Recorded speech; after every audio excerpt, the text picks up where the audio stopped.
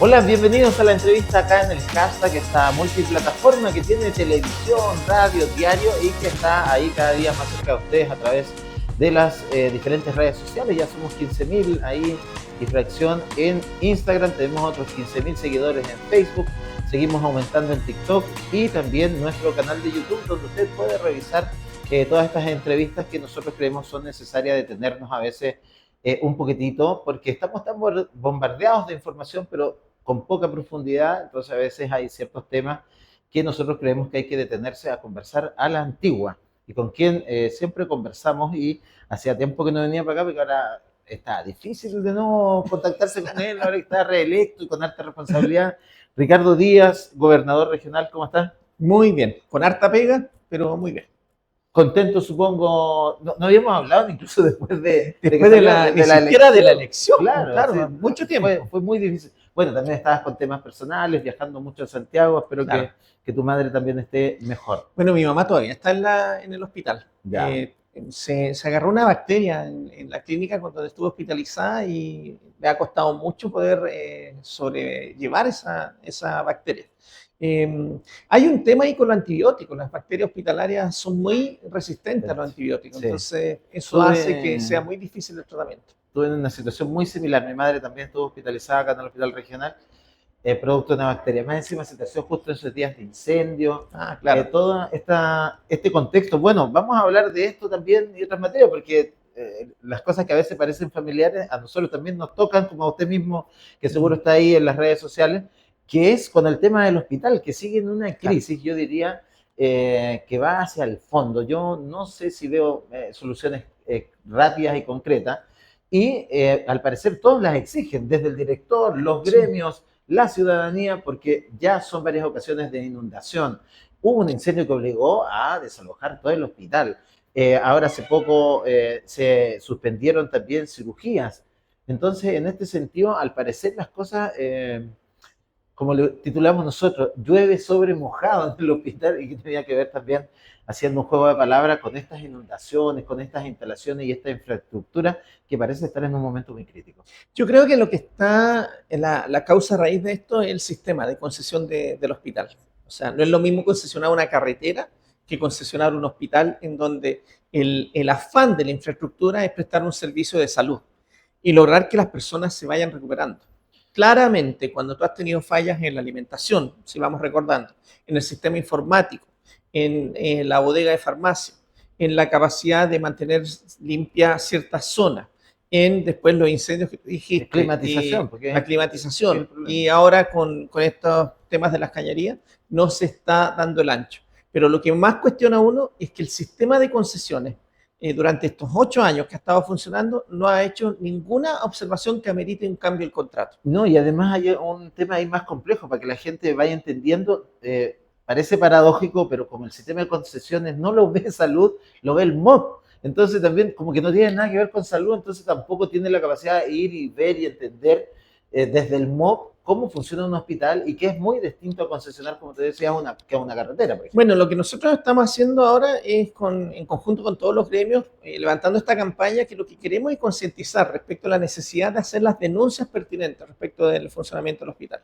O sea, necesitamos levantar información que nos permita ir teniendo la certeza de que se van a hacer las sanciones que corresponden y se va a modificar el contrato en favor de la gente que es usuaria del hospital. Yo creo que eso es lo relevante y eso es lo que tenemos que plantear nosotros. Y ahí la mejor ayuda son las personas que han estado enfermas y que producto de estos aplazamientos de operaciones o producto de este incendio, todas estas cosas, hayan visto alterada su paso por el hospital. Yo creo Claro. que ahí podemos levantar esa información y va a venir pronto. Yo me conseguí con la ministra de Obras Públicas que venga el director nacional de concesiones para que en el fondo nosotros podamos entregar todos los antecedentes y se modifique ese contrato. Ahora, claro, urge tomando en cuenta que, bueno, nosotros los antofagastinos siempre estamos viendo que es un hospital que obviamente es de alta recurrencia y todo, pero no solamente de Antofa, es de Calama, de Tocopilla, de la macrozona norte. Es un hospital de alta complejidad que recibe pacientes de Iquique, de Copiapó. Entonces, los afectados son hartos de toda la macrozona norte cuando hay estos problemas que los mismos médicos lo dicen: no podemos trabajar bien, porque imagínense, hay salas que donde hace mucho calor y está el personal ahí. y en otros momentos hay salas que están muy frías porque tampoco funciona bien el sistema, Claro. por dar algún ejemplo. Y otros temas de infraestructura que a mí me parecen ahí ya de una talla mayor, que es, por ejemplo, lo que pasa con psiquiatría. Un piso solamente para psiquiatría con 20 camas para una ciudad que es de más de 400, 500 mil habitantes. ¿Cómo se entienden también esas circunstancias? Lo que pasa es que el tema de salud mental específicamente es distinto, porque en el fondo tú has tenido que la Corte ha estado exigiendo la hospitalización de ciertos pacientes que están en espera del diagnóstico para ver si efectivamente estas personas tendrían la condición penal que les permitiría sobrellevar un juicio. Entonces, eso tiene que ver más bien con psiquiatría forense y es un servicio que se tiene que prestar aparte del hospital. Entonces ahí la solución es que se genere un espacio de atención psiquiátrica forense que permita mantener estos pacientes que están en espera de juicio y que requieren un tratamiento distinto. Claro, pero Y además sí, hay que elevar todo un sistema de psiquiatría infanto-juvenil, que tampoco sí, están las dependencias para eso. totalmente. Entonces, de alguna forma, lo que nos ha pasado la cuenta con el hospital es este sistema tan lento de trabajo que teníamos nosotros en la región, que los diseños se ejecutaban en un año y como a los 5 años después se construía. Recuerda todo lo que demoró ese hospital. Sí, de hecho, cuando se construyó ya estaba desfasado en la demanda que se requería. Ahora, lo que uno tampoco entiende es, por ejemplo, bueno, y ahora se acaba de confirmar también dentro de varias polémicas lo que ha sido el traspaso del antiguo hospital, al transformarlo en el hospital clínico de la Universidad de Antofagasta, que si bien obviamente hay una necesidad de formar profesionales, especialistas y que los formemos en la región, es muy válido, pero cuando tienes instalaciones subutilizadas, porque ahí se utilizan ciertos pisos y hay otras instalaciones que están vacías y que a veces podría haber algún conjunto, no sé, alguna situación mixta de aprovechar ciertas instalaciones, creo yo. ¿Cómo lo ve usted Lo que pasa en es que su visión? yo manejo la información que me ha ido entregando tanto el Servicio de Uh Salud como -huh. la universidad. No es tan cierto que este comodato va a ser igual como ha sido hasta ahora. O sea, ¿cuál era el problema que había con el comodato de la Universidad de Antofagasta? Que no prestaba servicios al sistema público, Claro. que no devolvía en temas de servicios y de infraestructura la posibilidad de atención en la red de salud pública. ¿Qué es lo que tiene este nuevo comodato? Que se habilitarían todos los pisos y que vendrían más camas. Entiendo que alrededor de más de 200 camas que se pondrían al servicio del sistema público. Por tanto, sería una implementación que también sería paulatina, pero que va a ir asociada a ciertos elementos de prestación de servicios para la comunidad. Entonces, eso es lo distinto de este comodato. Yo invitaría a que se esperara en el fondo la presentación de cómo va a ser el comodato para que así podamos hacer un juicio sobre la base de la información que es fidedigna, que es correcta. Sí, pero también, eso está en discusión y eso se va a plantear en esos sí, yo creo que las cosas también se tienen que revisar cada cierto tiempo. Ese comodato también se dio, no quiero ocupar términos incorrectos, pero yo diría con varios cuestionamientos, tomando en cuenta que había mucho sector político ligado también a eso, y yo creo que a veces también eso trastoca ciertas cosas. Sí, pero a ver, yo te recuerdo que cuando yo era presidente de la Comisión de Salud, yo fui uno de los gestores del cuestionamiento a ese comodato, en donde habían efectivamente personas muy ligadas a un sector político y que profitaron de esa instalación y que tenían en vista un modelo de una corporación privada recibiendo recursos públicos para la mantención de un hospital. Entonces, todo eso fue desestimado y todo eso fue sacado del juego. Entonces, creer que eso sigue estando, yo creo que eso es un error. Ha mejorado. Eso ha sido salvaguardado y eso está así. Es más, o sea, yo fui el que se opuso a ese comodato, yo fui el que hizo las denuncias frente a Contraloría y nosotros destapamos que no podía una institución privada recibir recursos del Estado para poder trabajar. Bueno, Ricardo, dentro de tus promesas de campaña estaba precisamente el mejoramiento en temas de salud, de infraestructura, de más infraestructura, no pensando solamente en Antofagasta, nosotros nos ve mucha gente en Calama también, claro, en la zona interior, y ahí también hay algunas buenas noticias, ¿no? Sí, o sea, a ver, lo que nosotros estamos hablando con los distintos municipios, y lo bueno es que ahora tenemos un municipio que está dispuesto a trabajar y está dispuesto a presentar proyectos. De hecho, vi la entrevista con el alcalde de Antofagasta acá, y ahora tenemos la posibilidad de ir avanzando en el fortalecimiento de la salud primaria. O sea, hay prospecciones que hemos hecho en Antofagasta de ir avanzando en 2 CEFAM, también otros centros de urgencia, que esté ubicado en el sector norte, dado que el sur ya está casi colapsado, y desde esa perspectiva ir mejorando la capacidad de servicio de la atención primaria. Por tanto, yo también he escuchado críticas respecto del traspaso del hospital antiguo a la universidad porque se pensaba que era una unidad para atención primaria. La verdad es que podemos caminar y mascar chicle a la vez. O sea, en el fondo podemos ir haciendo todo esto que tiene que ver con formación de médicos, que es muy relevante, prestar más servicio a la comunidad, pero además también podemos ir fortaleciendo la labor de la atención primaria. Lo mismo en Calama, ya estamos próximos a anunciar lo que sería un nuevo CEFAM y un centro infanto-juvenil de salud psiquiátrica, de salud mental, y también un nuevo NANEAS para Calama. Entonces, hemos ido avanzando en eso, más la construcción de postas que estamos generando todo un sistema de habilitación de postas, que lo estamos haciendo de la mano con la empresa privada, en particular SQM, para las comunidades de Alto Loa y Atacama la Grande. Bueno, hay harto, harto que cortar, como diría alguien por ahí, harta tela que cortar, pero bueno, hay mucho que trabajar en materias de salud. Lo importante es que se tomen los temas y no queden ahí en el tiempo. Yo creo que ha sido importante lo que has hecho tú de reunirte con los gremios, que son principalmente quienes viven el día a día todos estos problemas. Hay, como tú decías también, posibilidades de mejora importantes en lo que es salud primaria, porque no dan abasto o no han tenido el crecimiento adecuado. Por ejemplo, el CEFAM Centro Sur, que atiende a más de 40.000, 50.000 personas, en una infraestructura que estaba pensada para 20.000. Claro, entonces la ciudad ha ido avanzando, ha ido creciendo y se generan estos problemas. Y hablando de problemas que siempre están presentes en el mundo público, sin duda una de las cosas que te ha marcado ahora que regresaste como problema y que creo que también lo has enfrentado ha sido el problema de CICITEM. Claro. Y que seguro va a estar dando varios dolores de cabeza más porque a medida que avanza la investigación y los antecedentes parece que el problema se complejiza más. Sí, o sea, yo creo que, a ver,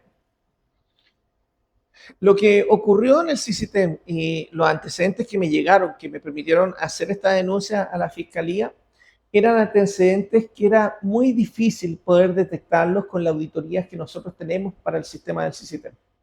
En sentido bien grande o bien genérico, nosotros traspasábamos recursos de funcionamiento al CICITEM y estos recursos se tenían que ir rindiendo mes a mes y después se hacía una rendición final, más o menos después de 10 meses, para poder traspasar los otros recursos. El tema era que mientras la entrega del primer recurso y la rendición, de alguna forma se sacaban recursos, se depositaban en cuentas particulares y después se hacían depósitos y en el fondo, para efectos contables del gobierno regional, los recursos que se entregaban eran rendidos en un 100%. De hecho, del convenio que nosotros tenemos con CICITEM, está rendido el 95%. Entonces, sí. ¿Qué significa esto? Significa que lo que aquí ocurrió es un problema de malversación de fondos. Se tomaron fondos, se usaron para otros fines que no eran los correctos y de alguna forma después se reponían para poder hacer las rendiciones correctamente. Sí, entonces, ahora, eso era muy difícil poder detectarlo con los sistemas que teníamos nosotros. Ahora, uno, sin ser un especialista en la materia, estamos hablando de fondos públicos, ¿cierto? Sí. Entonces, cuando está eso, yo creo que debe haber mayor rigurosidad. Ahora tú me dices, no, lo que pasa es, a lo mejor no permitía el sistema, la forma que existe de trabajo, pero ¿cómo es posible que alguien que está a cargo de una entidad pueda llegar a tomar de forma, porque eran como autopréstamos, se ha hablado de autopréstamos personales y luego a lo mejor tratar de cubrirlo, pero había una libertad, una liviandad en el sistema de poder sacar recursos que iban directo a una cuenta personal. Entonces, por ejemplo, podríamos decir que se hizo un negocio, se puso de acuerdo con otro para sacar adelante un proyecto, no lo sé, pero esto era tan, ¿cómo decirlo? No quiero tampoco ser peyorativo, pero tanto descaro al hacer el tema de sacar el dinero público y meterlo a mi cuenta personal. Sí, lo que pasa es que yo creo que todas las personas empiezan a hacer estos juicios porque CICITEM tenía una historia en el fondo de harto cuestionamiento, incluso cuando se de cómo era el funcionamiento antes. O sea, la historia de CICITEM es bastante antigua. desde que empieza, dónde estaba, funcionaba, si tú recuerdas, funcionaba en las universidades, los equipamientos que se compraban no iban al CICITEN, iban hacia las universidades, las investigaciones eran de algunos nomás y algunas investigaciones nomás se licitaban, después cómo se nombra el director. Ligado al mundo político. Claro, o sea, hay todo un cuestionamiento y ligado a un mundo político tanto de izquierda como de derecha. Sí, no, entonces, más allá de eso, sino que había además ahí, cuando la gente también critica y dice, puta, ya crearon otra cosa como para... Claro, entonces, pero a ver, yo quiero, separemos la paja del trigo. El único que llega y que primero revisa la constitución del directorio fuimos nosotros. Nosotros, cuando llegamos, revisamos cuál era el directorio del CICITEN y nos damos cuenta que el directorio estaba funcionando con personas que habían fallecido o habían renunciado. Y nos tocó un año poder reconstituir las bases de los socios del CICITEN para poder establecer. El único que dice que era incongruente que el que entregaba el recurso, que era el gobernador, estuviera después de presidente del CICITEN, que eso era una incongruencia que no podía hacer, fui yo. Y yo termino renunciando y saliendo del directorio. El único que hizo el cambio del CICITEN de funcionar solamente para elementos de minería fuimos nosotros cuando se establece este convenio de funcionamiento y se dice, ¿sabe qué? Nos interesa el tema medioambiental, nos interesa el tema de hidrógeno verde, nos interesa el tema de agua y que el CICITEN establezca en eso. ¿Cuáles son los grandes logros que ha podido demostrar CICITEN? Bueno, los que hizo bajo nuestro periodo. Todo lo del hidrógeno verde que se ha avanzado con mucha fuerza y que ha tenido reconocimiento internacional ha sido el CICITEN en el último año. Todo lo que se ha hecho de agua para la norma secundaria en Mejillones lo hizo el CICITEN. En el tema medioambiental, este informe que tanto se habló en campaña de Sierra Gorda o los informes del puerto de Antofagasta con el liceo que está frente al puerto de Antofagasta, los hizo el CICITEN. Lo que te quiero decir es que se plantean muchas críticas de cómo funcionaba el CICITEN, pero los únicos que generaron cambios en el CICITEN fuimos nosotros. Entonces, por eso es que yo diría, o sea, esa pregunta de cómo es posible que ocurriera esto, bueno, esas cosas venían pasando desde antes y a nosotros nos ha tocado ir generando todo un condicionamiento distinto al CICITEN. Y el único que pone una denuncia en contra del CICITEN soy yo. Por tanto, ojo, cuidado, ¿Y las responsabilidades no vengan a establecer culpabilidades en quienes hemos tenido un rol activo para mejorar la labor del CICITEN. Yo creo que el CICITEN tiene un rol que jugar en la región y ha sido nuestra responsabilidad poder dotar al CICITEN de herramientas y un poco ir limpiando esa imagen de que en el fondo el aporte no era tanto en la región. Entonces, ahora, ¿hay responsabilidades políticas? Sí, es posible que hayan responsabilidades políticas, pero esa responsabilidad hay que buscarla en cómo surge esto y hay que buscarla en cómo era antes. Y nosotros, al poner esta denuncia, hemos demostrado que efectivamente nos interesa resguardar que el CICITEN se haga bien y por eso es que se pidió un interventor y por eso que con el Consejo Regional lo que estamos haciendo es contratar una auditoría para que efectivamente tengamos certeza de todo lo que ocurre. ¿Todavía no hay certeza de los montos, Ricardo? ¿Cuántos serían los montos evadidos? No, todavía no hay certeza de eso. Ahora, lo que sí hay certeza de que las rendiciones hechas al gobierno regional están todas ajustadas. Están cuadradas. Porque están cuadradas porque, como te digo, lo que ocurría era en el fondo entre el momento de entrega y de rendición ocurría esto que estaba. Y ningún antecedente, porque he visto muchas personas que fueron consejeros regionales que ahora quieren un minuto de fama. No, y me dijeron que ellos, derechamente, digamos las cosas como son, que ellos habían planteado irregularidades. Ninguna de las irregularidades que ellos plantearon tenía que ver con esto. Ya. Ninguna, porque en el fondo todas las irregularidades que se han planteado es respecto a las rendiciones del sistema. Y las rendiciones están al 100%. Ya. Y de hecho, el informe que hizo Contraloría, que es un informe muy exhaustivo, Contraloría ordenó la devolución de ciertos recursos y Contraloría ordenó la implementación de una boleta de garantía. Es que y esas cosas se hicieron. No, por eso también uno piensa es que como que ya estaban los antecedentes de Contraloría, había que hacer la querella. No. ¿O tú lo sientes que fue por una acción o por lo que antecedentes que tú tenías por otro lado o a vista de lo que pasaba por la Contraloría? Nada de lo que dijo Contraloría ameritaba una querella. Ya. Porque lo que plantea Contraloría son problemas de forma respecto de ciertos procesos que se tenían que garantizar y que tú sabes que Contraloría cuando te hace una observación tú tienes un plazo para poder remediarla y después te levanta la observación. Así funciona Contraloría. Contraloría no funciona como nosotros creemos, que te castiga y no puede hacer nada más. No, Contraloría hace un informe, te pide que tú lo mejores y tú lo mejoras y te levanta la observación. Y en el caso de Sisitén, lo que se pedía era una boleta de garantía producto de este convenio y Sisitén pone la boleta de garantía. Y después pide devolución de recursos y Sisitén devuelve los recursos. Ahora, lo importante es que quede claro para la ciudadanía que estas entidades funcionan, que son un aporte, que no son solamente a veces cajas pagadoras de favores políticos o de ciertos sectores también, porque a veces también se toman como bolsas de trabajo de tal partido, en este caso el Partido Socialista, y por eso también se habla de responsabilidades políticas, porque ¿qué tiene que decir a lo mejor la delegada presidencial al respecto? A lo mejor tiene mucho que decir, porque es su partido. ¿Qué tienen que decir los foros socialistas? Porque también es su partido. No, de verdad. Lo que pasa es que sí, o sea, yo te entiendo, y yo entiendo que hay un afán de ciertos sectores de tratar de sacar réditos políticos respecto a esto. Pero ¿quién nombra al gerente que fue cuestionado? Fue Marco Antonio Díaz, que es RN. Sí, pero fue ratificado. ¿Quién es AM? No, él no nombra. No fue ratificado. Fue el proceso. Él lo nombró. El proceso de Rubén Rojo se inicia cuando estaba Arturo Molina. Pero ese fue objetado. Y ese proceso no se ejecutó por petición del directorio. Yo pido que busquemos la información como corresponde. Y después se hace otro concurso y quien lo nombra es Marco Antonio Díaz.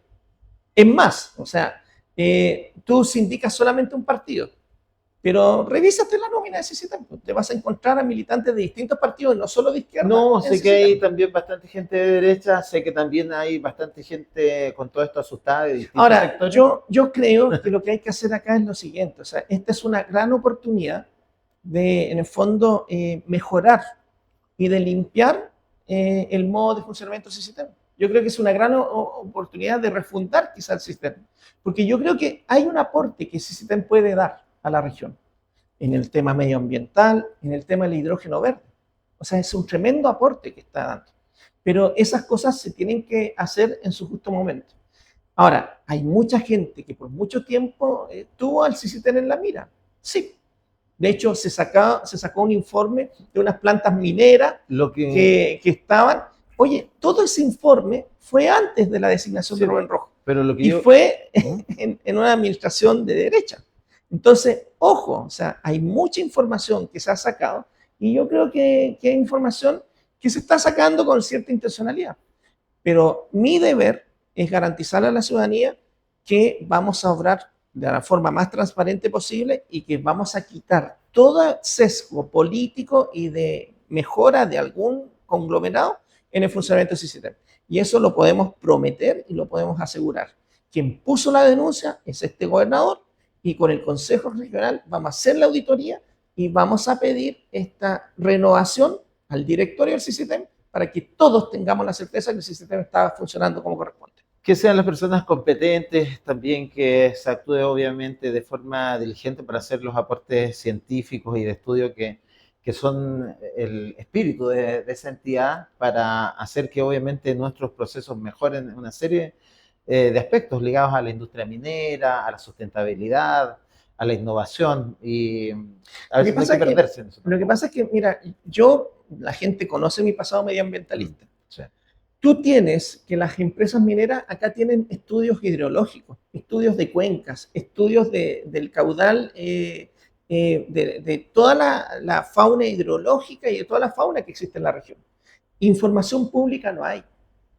Tú necesitas que el sector público tenga una entidad que la defienda y que le entregue información científica para poder tomar decisiones de corte político y decisiones que mejoren la vida de las personas. Y eso yo creo que es un rol que el CICITEM puede jugar. O sea, no es menor que cuando hay una contaminación en Cerro Jarrón, yo le pida al CICITEM el informe y eso me permita presentar una denuncia contra Minera Escondida por un daño ambiental. Porque las mineras también tienen informes que son muy a conveniencia. A veces muchas de las cosas como las encuestas, ¿quién la pagó?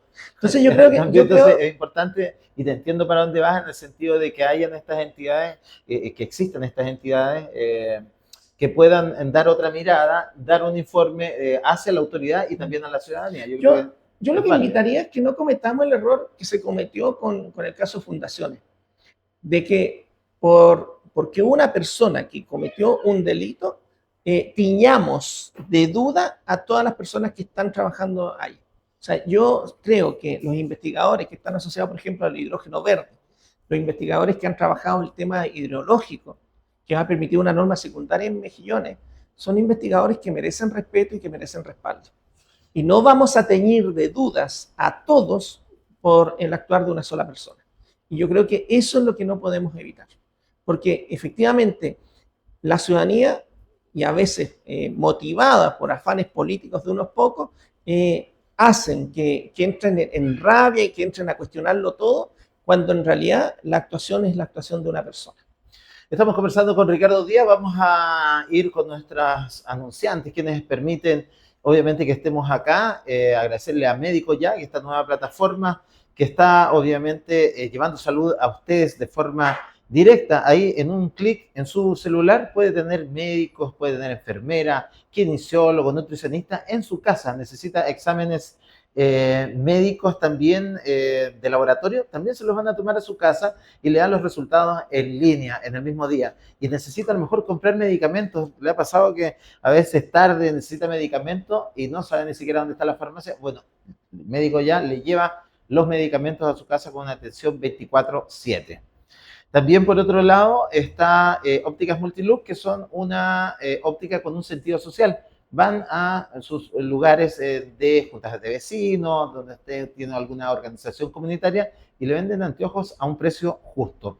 Así es que vea ahí todos los antecedentes, el fono contacto para pedir un operativo oftalmológico en su sector, en su empresa también. Usted es un emprendedor, a lo mejor quiere dar ese beneficio a sus trabajadores, ellos también van, le dan la atención, van los especialistas y le dan también anteojos con un precio justo. Y todo esto también es posible gracias a Agencia Hashtag, que ahora está de nuevo retomando el tema de los videos corporativos, todo lo que es la asesoría en cuanto a también algunos temas digitales que hoy día es importante saber. A lo mejor tiene un emprendimiento, quiere que le lleven las redes sociales, registros fotográficos y audiovisuales, también está ahí Agencia Hashtag que hace posible todo esto donde estamos hoy día. Podemos hacerle un programa también si usted lo necesita, a lo mejor para hablar algún tema determinado. Así es que seguimos conversando con Ricardo Díaz y agradecerle como siempre a ustedes que están ahí a través de nuestras diferentes plataformas por seguirnos, ponerle me gusta, compartir. Ahí el último short del alcalde, de la última entrevista, tuvo más de 10.000 reproducciones, así que agradecerle a ustedes que siempre estén informándose y haciendo crecer esta comunidad que cada vez tiene más visitas. Ricardo, ¿qué te parece cómo hemos ido? Nos conociste en un espacio más pequeño, hemos ido creciendo. Sí, han crecido bastante. Sí, Y han estado por mucho tiempo, he visto cómo han ido avanzando y creciendo, y la verdad es que están mucho mejor. Oye, y sí, la audiencia también, pues la validación con la gente que para nosotros es súper importante. Y bueno, hablábamos temas complejos como el CICITEM, pero hay otras cosas con una mirada más positiva y creo que tú has levantado banderas de lucha. Yo soy incrédulo, te lo decía fuera de cámara, de lo que va a ser estos temas de corredores bioceánicos.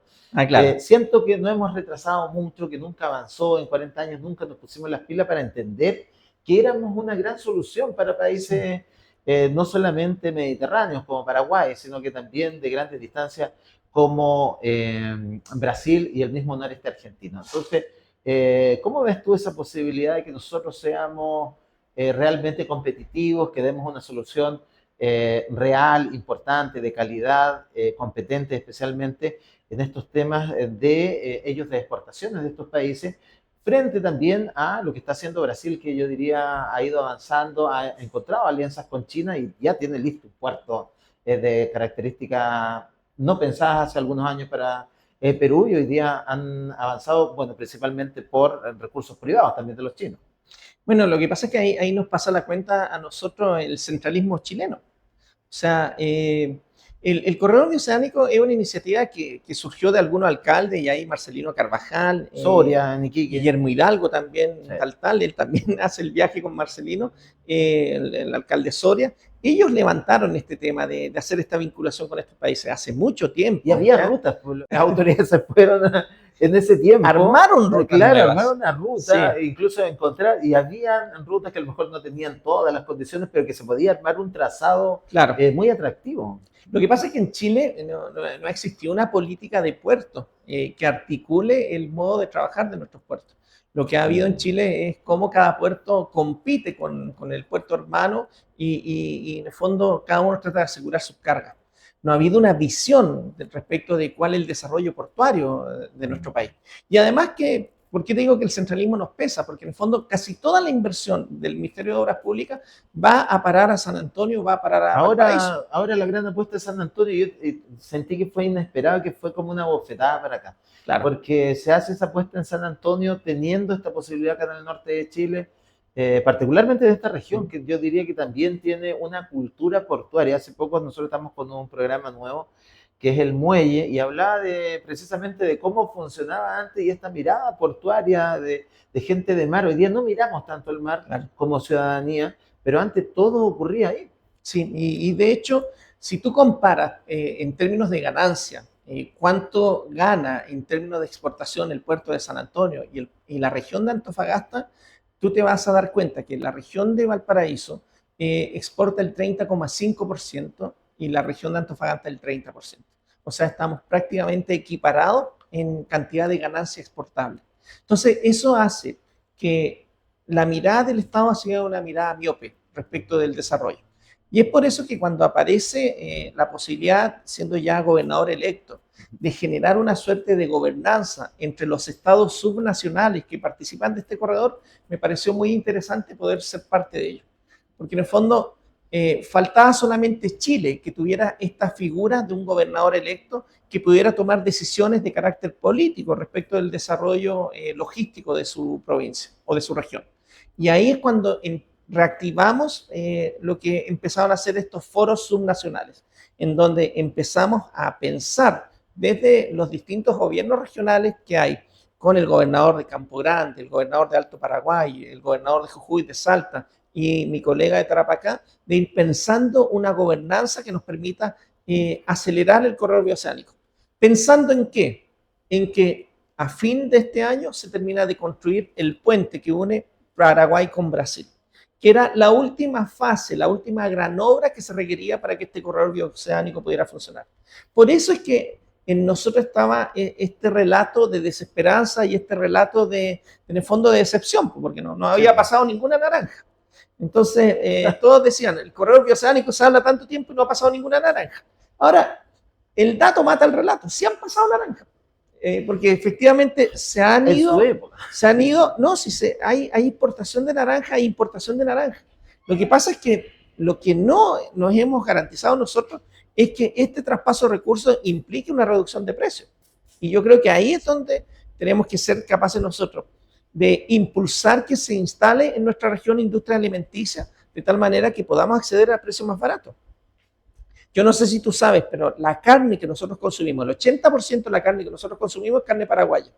Y esta carne se va hacia el sur, hacia Mendoza, entra por los Andes, se guarda en frigorífico en Santiago y después se viene hacia el norte. Bueno, pasa con los productos agrícolas también. También. Ahora, incluso desde Perú tienen que ir allá y después a distribución nacional, que ahí también hay otras cosas. Es que lo que pasa es que ahí es cuando uno se pregunta, bueno, ¿y por qué no instalamos frigorífico acá?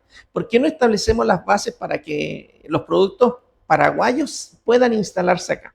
Y ahí es donde nosotros descubrimos que existe una zona franca paraguaya en esta región.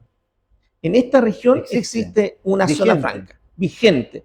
¿Qué es lo que teníamos que hacer? Es cómo habilitamos infraestructura para que los inversores paraguayos quieran venirse a instalar acá y así puedan traer la carne acá, la guarden en frigorífico acá y podamos ofrecerle a la región carne más barata. Porque nosotros en toda esa vuelta pagamos 30-40% más caro los alimentos. Ahora, lo raro, Juan Andrés, es que a veces cuando hay problemas climáticos en el paso de los Andes, esas carnes y esos productos alimenticios pasan por acá. Entran por Paso Jama, se van al sur, se almacenan allá y los devuelven para que nosotros podamos consumir. Y eso es algo que yo creo que no podemos permitir. Por eso es que mi visión del corredor bioceánico no es simplemente permitir el paso de carga, Mi visión es, primero ordenemos esto. Tienen que haber zonas de descanso de camiones. No podemos permitir que las ciudades se nos llenen de camiones. Dejemos los camiones en un lugar. No hay un espacio adecuado para eso. Claro. Segundo, articulemos la región para que cada provincia, cada región gane. ¿Cómo? Bueno, zonas de descanso de camiones de Ollagüe, San Pedro. Veamos cómo podemos activar el comercio portuario en Tocopilla, por eso un puerto en Tocopilla, porque además tiene aguas profundas, que permitiría traer barcos, que permitirían hacer el viaje directo hacia el continente asiático. Después, cómo le damos a cada provincia un rol que tiene que jugar. Y ahí aparece Antofagasta, Mejillones, Tocopilla como puertos, Calama, Baquedano como puertos secos y zonas de descanso en las otras comunas. Y bueno, y Taltal, bueno, ¿y por qué no los productos que se producen en Taltal los generamos como carga de regreso? Y que Taltal permita sería exportar. Una activación también económica para zonas que han estado deprimidas, pues. Bueno, Ricardo, podríamos nosotros estar conversando toda la tarde. Hay varios temas que siempre, obviamente, hay que profundizar, pero para ir cerrando, me gustaría que hiciera un poco del resumen de las primeras acciones. No todos tienen segundas oportunidades. Claro. Entonces, supongo que ya con la experiencia ganada, con las lecciones sacadas también, con un Calama que salvó también a última hora la película, supongo que hay que darle otro dinamismo a la segunda parte para tener acciones concretas y resultados que son los que te manifestó la ciudadanía en las calles y que hizo que confiara finalmente en las urnas. Bueno, dar garantía a la ciudadanía que primero nuestro actuar va a ser basado siempre en la transparencia y en el buen uso de los recursos públicos. Nosotros vamos a jugárnosla para que los recursos públicos se gasten y se gasten bien. Y en ese sentido, lo que hemos hecho con Sicirren da muestra de que efectivamente nosotros, caiga quien caiga, vamos siempre a buscar la probidad de la acción en todo lo que hacemos. En segundo lugar, vamos a seguir con nuestra mirada de mantener la protección. Hemos entregado ya más vehículos para Carabineros. Estuve en Ollagüe, estábamos viendo la construcción de la tenencia de Ollagüe. ¿Cómo garantizamos que la seguridad siga funcionando?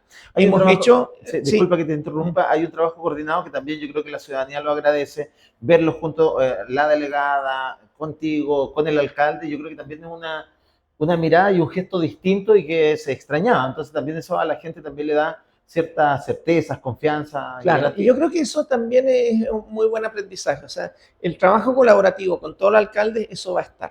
O sea, vamos a seguir trabajando, impulsando que haya un trabajo colaborativo. Por lo menos tenemos muy buena recepción en Antofagasta, en Taltal, en Calama, San Pedro. Mañana me reúno con la alcaldesa María Elena. De hecho, por eso mismo no voy a tomar vacaciones porque me interesa juntarme con los nuevos alcaldes de tal manera que hagamos una prospección de planos y en el fondo de proyectos que podamos hacer en conjunto. Pero lo que nos interesa es que tengamos una región que tenga un futuro próspero, que diversifiquemos la matriz económica de la región. Por eso el corredor bioceánico, por eso fortalecer la minería, por eso ir viendo cuál es el desarrollo científico, tecnológico en hidrógeno verde. Y en el turismo hay mucho que hacer. Hace poco pasamos hartas vergüenza con el crucero que llegó. Nosotros pusimos ahí un video, tiene más de 500.000 reproducciones, que tiene que ver de cómo recibimos nosotros. Estamos preparados para recibir, porque un crucero trae miles de personas y recursos. Entonces, yo creo que también ahí debe haber un trabajo coordinado también en el turismo. Tenemos un turismo de intereses especiales de negocio, pero yo creo que se puede desarrollar, de dar alternativas a la gente que llega, por ejemplo, a los cruceros, ¿no? Tenemos todo un potencial ahí, pues, y de hecho en todo el área de desarrollo astronómico podríamos ofrecer servicios que sean interesantes, bueno, para que los cruceros vengan acá y puedan estar. O sea, yo creo que el turismo en la región, de hecho tenemos un PTI de borde costero porque en el fondo el turismo no puede reducirse solamente a San Pedro. Tenemos que ampliar la mirada de toda la región. Así es. Gracias, Ricardo. Espero que no sea tan difícil entrevistarlo de nuevo, que nos demos ciertos espacios cada cierto tiempo, porque hay inquietud en la gente. La gente quiere saber un poco más de cómo se está trabajando, les gusta conocer también de mejor manera a la autoridad. Agradecerles a ustedes que siempre se informen ahí con nosotros, agradecerles que estén ahí, revisen esta entrevista completa en nuestro canal de YouTube, ahí el hashtag.cl, o si no, ingrese a la plataforma el hashtag.cl, donde también lo tenemos ahí entre todas las noticias, están también todas nuestras entrevistas, usted puede verlas ahí detenidamente, póngale me gusta, compártala también, porque lo que queremos es que se den instancias de diálogo, de debate también allí en la casa. Muchas gracias por estar ahí, nos encontramos en otro momento.